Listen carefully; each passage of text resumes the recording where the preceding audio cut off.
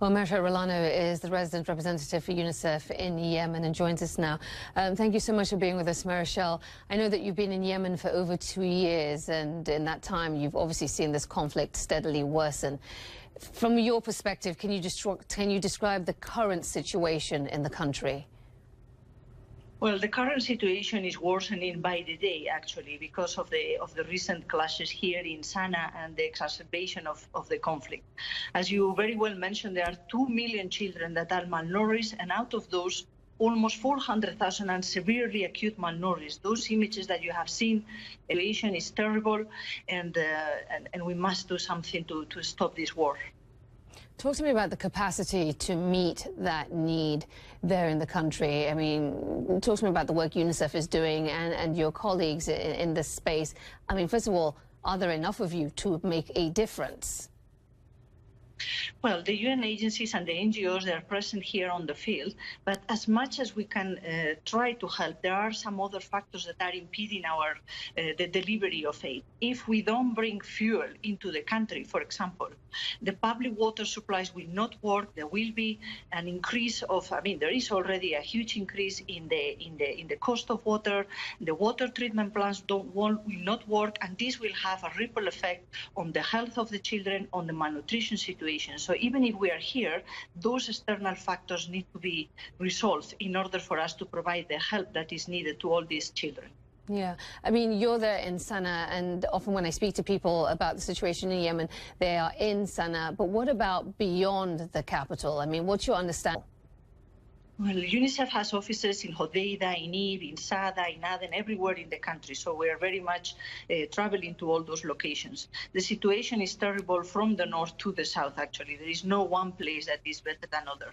Malnutrition rates are the highest in Hodeida, for example, where we fear that there will be new attacks in the near future. And as you talk about the possibility of new attacks, how are people negotiating day-to-day life amid this conflict? I mean, when are they able to go out? How freely can they move around and try and find food and necessary supplies for their loved ones? The day-to-day life of the Yemenis is very difficult. They have to escape from conflict. They have to live without their belongings. They have to beg for food. Sometimes they have access to humanitarian aid for food, but some other times they are in very difficult conditions. Access to health is a problem, and as I mentioned, access to water is the biggest problem at this moment in time because of the lack of fuel in the market. Any signs of this blockade being fully lifted or eased? Any indications of that? We appeal to all the parties actually to find a peaceful solution to this conflict. Otherwise, so many more children will die. So definitely we need all the ports open so that we can bring food, we can bring medicines, we can bring fuel that is necessary for the distribution of water. And we really make an appeal to all the parties. I mean, apart from the hunger, which is in and of itself debilitating for these children, I mean, psychologically, everything they've been through is devastating. I mean, talk to me about the condition of children there. I mean, beyond those who are starving, when you look at these awful pictures, those who are just living in these conditions.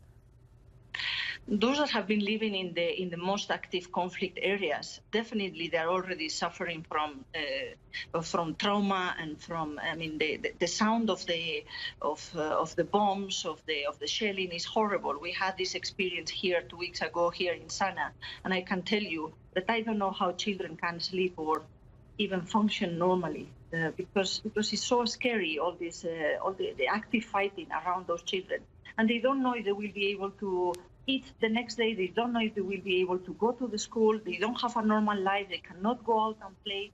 It's really their childhood is cut for them. Yeah, for people watching this conversation who maybe have not fully grasped just the gravity of what is going on in Yemen, as you look at all of these stake for them, if this conflict is not brought to an end soon. We are losing a generation here. Schools are closing. Children cannot develop normally. The impact of malnutrition on their cognitive and physical development is enormous. So we are losing a generation of Yemenis because of this conflict. The conflict needs to stop now.